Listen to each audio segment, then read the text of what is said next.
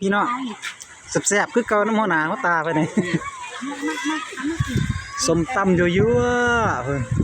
เอาใส่ข้าวใหญ่ๆเบิ่งเอา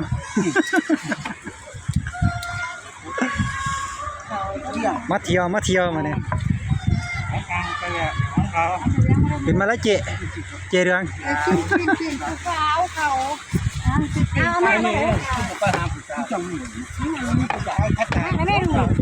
เขาจะถ่ายคลิปให้คลิปก่อนไปหนามเนาะยังไงมาเที่ยวทุกคนบรรยากาศก็ดีๆมาเนี่ยเอาใครเนี่ยบ่แลดอย่ามุกเอาไปให้ป้านี่หัวนี่จานเนาะทั้งหมดใส่ข้าวมีใหญ่เนี่ยเต้ก็เลยละเนี่ยน้ำไม่ดีสิเป็นยังแม่กี่ตายนี่เป็นอย่างไรเนาะมันสัญญาก็ฝากกันด้วยกันค่ะแล้วเที่ยวเปิดนิดบ่ายค่ะเปิดสัญญาเขาไฟได้ยังมีสัญญากันมันเป็นน้ำที่เมืองไหนกันมานะเขาถ่ายคลิปเป็นเขาเติมมึงหนึ่งหนีสิเวทใบเขาไปกันเนี่ยเติมได้เลยเพราะถือมากที่ว่าปกติเอาเงี้ยขั้นเงี้ยเที่ยวโอ้ส่วนแสบคือเก่ามาเนี่ยเขาเศร้าเขาเที่ยงอยู่น้ำกันมาทุกคน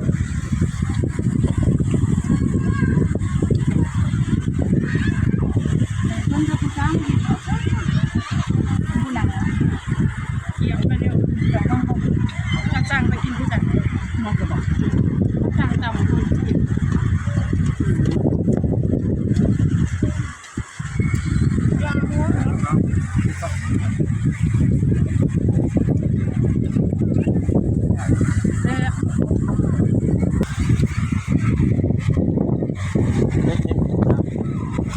สบายใจสุดเลยที่เขากินหนักเลย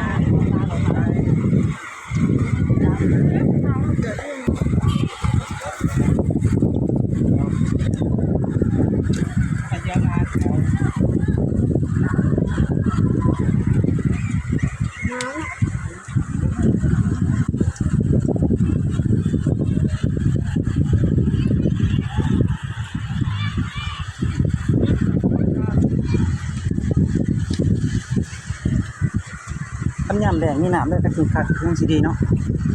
นาสงการทุกอย่างเนาะชิ้นหน่อยเปล่งมากเปล่งมากใช่ไหมยำแดงมันบกเลยน้ำมีน้ำบกบ่อเดียว